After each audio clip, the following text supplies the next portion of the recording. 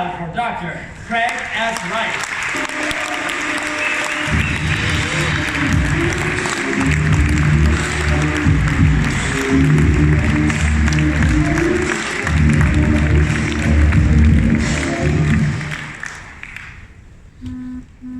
Thank you everyone for being here.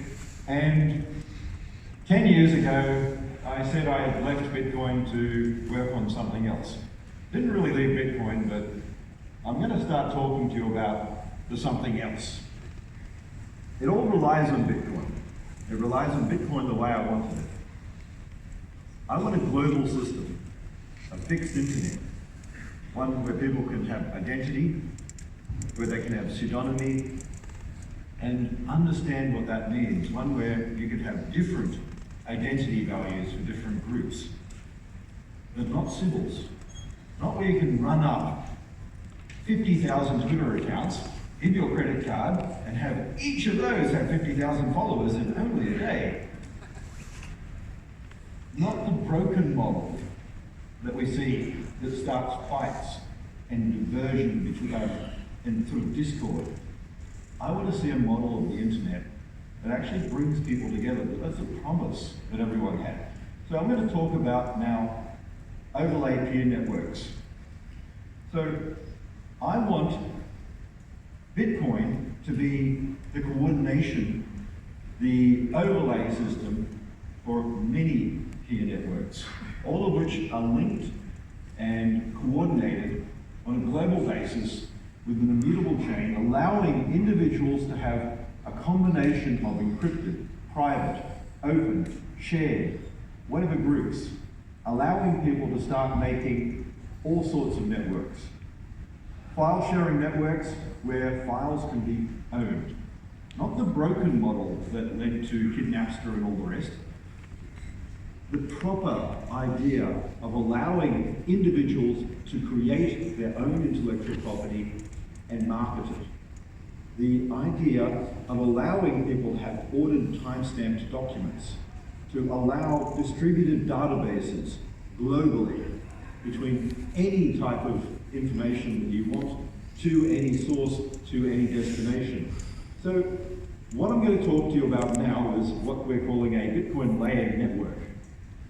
In this, we're going to talk about peer networks that operate in what I've said as a mandala, the notion of a central core Bitcoin network linked into many other distributed networks, all of which are coordinated through Bitcoin transactions, but all of which have their own data formats, allowing you to do anything that you could do now using Cassandra, anything that you can do now using SQL. The ability to create fully distributed communities with their own rules. Rules that can be set and basically left to compete. You can now start creating peer communities with all the rules for those files, for how people interact, and those different communities can compete, not by playing with the rules and having developers in control, but by allowing communities to set different objectives and having those objectives actually structure things where people will use it because it actually allows them to gain access, control of their own data. It allows them to make friends. It allows them to have interactions where they're not trolled. It allows them to actually be in charge of their own information. So what we're going to do is build many layered networks. And the green section will be the Bitcoin nodes in the middle. It'll be the central core of miners, ensuring accurate, sort of unalterable data sources, time-stamped and controlled with evidentiary trails, yet allowing the periphery of these networks to be many different peer groups. And we have different colors on that diagram because each of these can be completely different, separate networks that are all tied together with different rules, different protocols, etc. So we're going to have operating systems calling information in the future directly from the Bitcoin blockchain, some of which will be stored on the blockchain, some of which will be payment channels, only updating the hash or the index of the data over time. So what we're going to do here is allow you an unbounded level of creativity. Not you need to have 10,000 different coins. Not that you need to have 1 million blockchains. Allowing you to have one blockchain that can do anything imaginable. One blockchain that can run global Oracle databases. One blockchain that will do everything that Hadoop does. One blockchain that can securely encrypt information and have it privately stored off-chain, yet provably linked on-chain, so that you can have private communities. Everything that IBM promises with private blockchain, we can do except with public attributed information. So, sorry, Hyperledger, we can do it now. All you banks out there, we can do it now. You want to have a global settlement system that allows you to have anything to anything instantly. We're going to let you build that. You want to sell goods, something like coffee, sourced end to end from ethical farms in Rwanda, so that people like me who love their coffee can know that when they're buying it, the person who actually sourced this gets the money. We want someone who finds a new form of cocoa. For instance, there are white cocoa beans that sell for a lot more than normal cocoa. Rather than having a big Nestle-type company buy up all the land and the rights, I want to see the individual farmers who found those. I think there's about 500 trees that grow a particular type of cocoa right now. I want to see these farmers benefit because they can sell that on a global market to specialist chocolate makers and know that every single bean is traced, that they get the money because they put in the effort to find this, to grow it and promote it.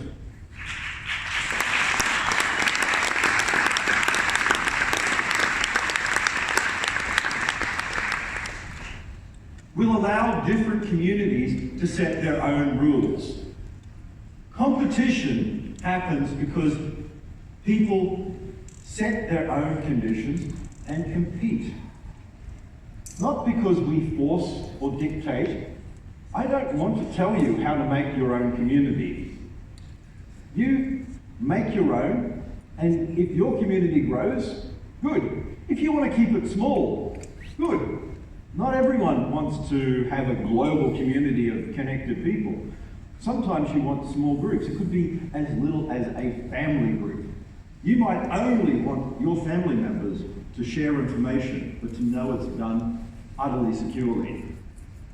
So that we can share our information between groups, doing basically all the technology that things like Mojo Nation wanted to bring, but actually securely.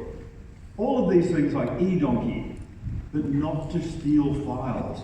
Imagine we can actually see how much redundancy we've got in our file share.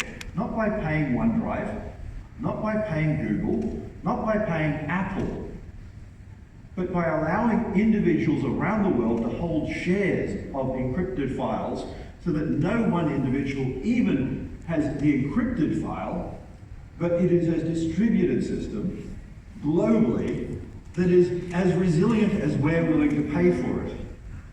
And the secret here is not locking this down that way, but rather having bandwidth as the cost.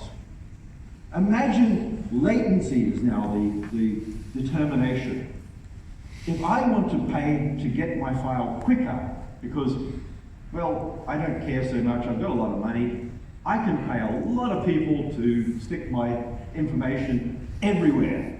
It can be permanently stored, immutable, but I might have to wait 20 seconds for some files if I don't have a lot of money.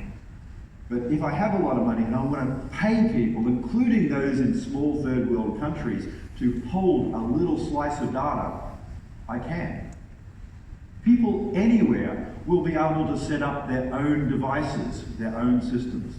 Micro entrepreneurs, what I've mentioned several times, will be able to set up devices in countries such as India, in the rural areas, not touched by 3G, let alone 4 or 5G, and have things like Bridgefly or whatever else type, open Wi-Fi, open Bluetooth, open connectivity applications that allow them to securely sell the bandwidth on their devices so that we can form mesh networks that span global continental sort of regions where no one in their right mind would ever think about putting a 3G tower, where people in the poorest parts of the earth can make micropayments not only to get their own access to the internet, but to allow everyone near them.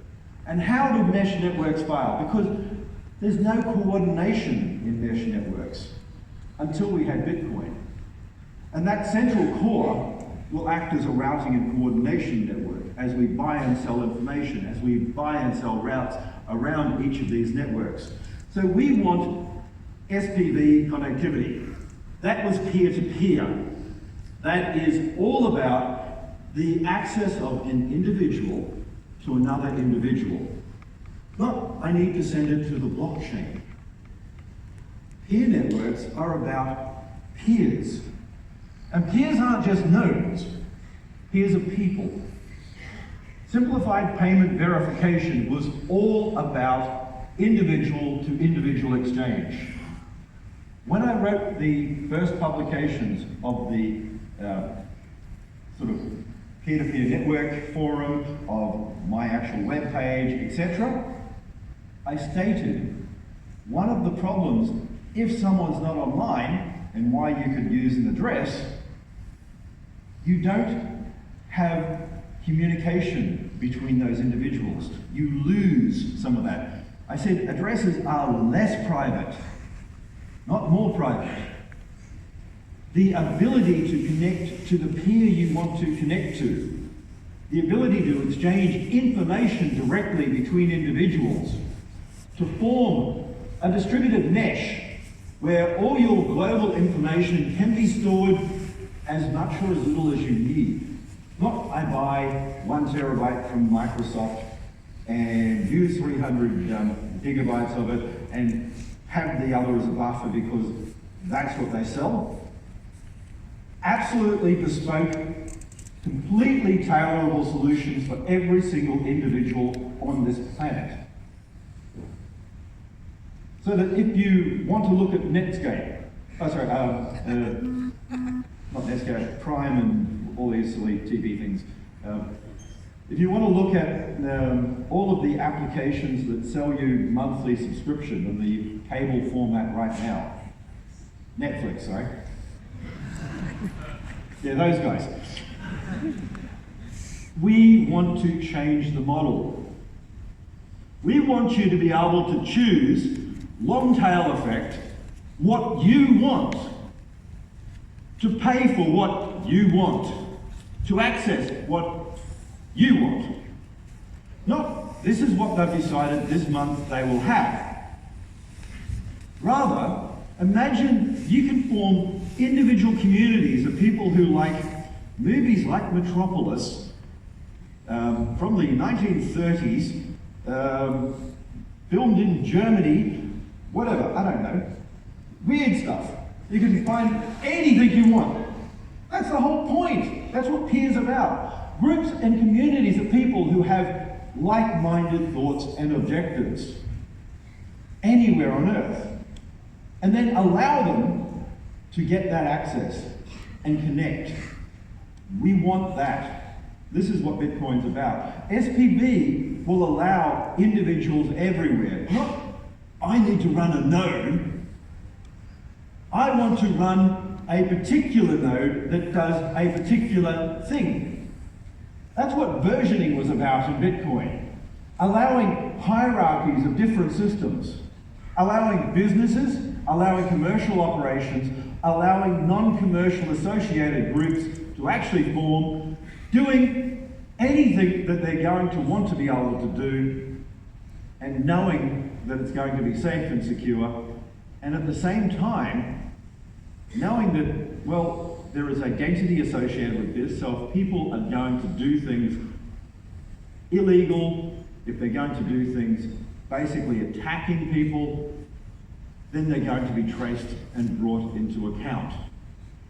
To have open society, we need to have rules. Open society works when people have accountability. When people have no accountability, then people start doing all sorts of things that are not nice. They don't have a working society. So, ordering and timestamping is key and critical in this. You want to be able to know when something happened, but keep it private at the same time. So, documents, you can actually publish when it happened and prove the existence. Notarized documents, saved documents, order documents, and simultaneously have them separate so that no one but your group of companies, your association, your community needs to know. You can determine who gets to actually store the files in a separate layer to Bitcoin. So the transactional ordering of Bitcoin will allow you to do this. Both linking everything as a coordination layer, linking everything as a payment layer, linking everything as the way that we keep Bitcoin secure.